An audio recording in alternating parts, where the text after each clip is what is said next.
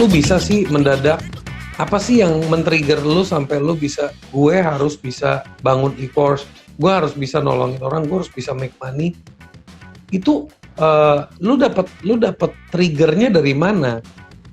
Ya selain di rumah lo ada pendeta dan malaikat tak bersayap yang pagi sampai pagi, ya kan?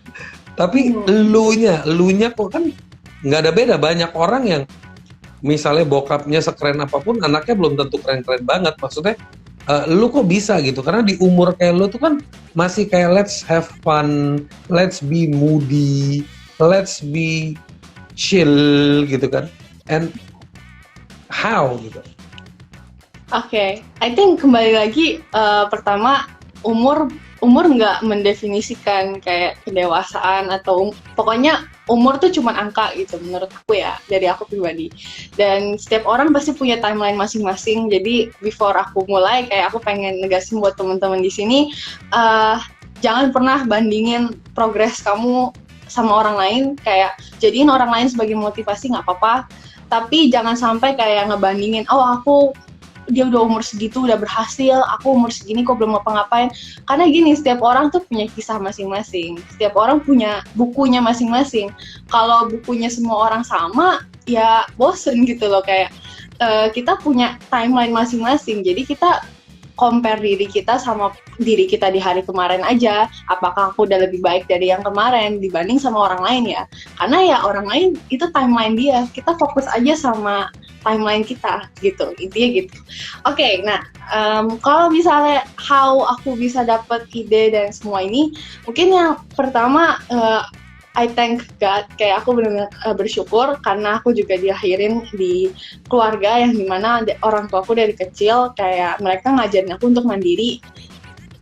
Dan pokoknya intinya kayak when they're gone, ketika mereka udah nggak ada, ya itu memang sesuatu yang tough gitu. Cuman ya dari kecil tuh udah diomongin gitu loh. Meskipun kayak waktu itu aku masih inget banget waktu itu pembahasan itu dimulai, kayak aku sedih gitu, nangis kayak masih kecil gitu dibahas. Cuman dari kecil aku udah dilatih kayak kalau misalnya mereka nggak ada ya memang aku harus continue life gitu, intinya gitu. Dan mereka sendiri juga orang tua yang sangat suportif. Jadi first of all aku mau mention itu, aku benar-benar terima kasih banget.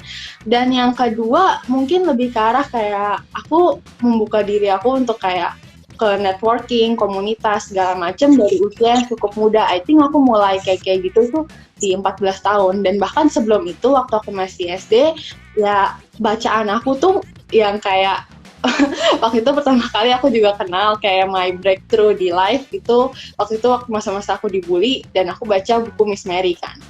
Dan kayak dari sana, semenjak itu tuh aku terus menerus ngikutin memang orang-orang yang seperti misalnya Miss Mary, terus Pak Bong segala macam. Jadi dan aku berusaha untuk ke komunitas yang seperti itu. Jadi mungkin dari situ ya aku mulai bergaul sama orang-orang yang punya positif mindset dan juga yang berpikiran jauh ke depan kayak Uncle Sunil. Iya, jadi kayak dari situ tuh benar-benar membuka pikiran. Jadi benar banget apa yang orang bilang soal pergaulanmu itu juga menentukan siapa diri kamu, itu aku setuju banget. Karena secara nggak langsung memang benar-benar mempengaruhi gitu.